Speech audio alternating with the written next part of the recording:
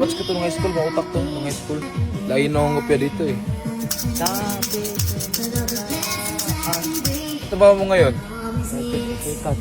Nagdadrive ka ng sikat. Pumunta siya dito ngayon sa bahay para manghingi ng pamasko. 1,000, 2,000, 3,000, 4,000, 5,000, 6,000, 7,000, 8,000.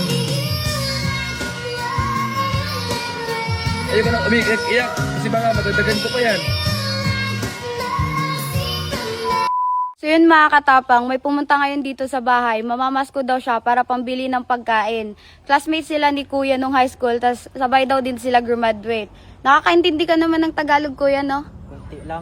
O sige kuya, sampulan mo naman ako ng kakantahin mo. Kanaan, dapit tumuraan, marunang kita ang tambalay na daygon. Bulahan, bulahan, bulahan. Classmate daw sila ni kuya, ma. Oh? Dapit tumuraan. Antayin muna natin si kuya, ha? Ginising pa. Sure ka, ha? Classmate talaga kayo ni kuya. Oh, ayan na si kuya, oh. Oh, kabats ko to nung high school. Kumusta? Ay, dala mo. Mamamasko nga daw siya. Namamas ko siya.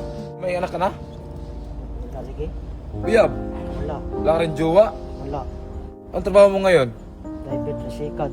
Nagdadrive ka ng sikad. Di mo tinuloy yung pag-aaral ng kolehiyo? Wala yung kwarta, igasto.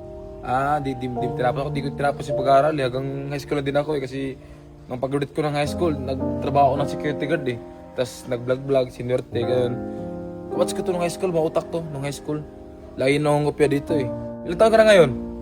29. 29. Mamas ko ka. Naikon ko, wala yung kwarta. Tingin nga ng bag mo, wala bang pera yan? Wag na. Baka may ano pa dyan makita. May pakita talaga, so walang pera talaga siya. Oh. Kantaan mo akong kunti.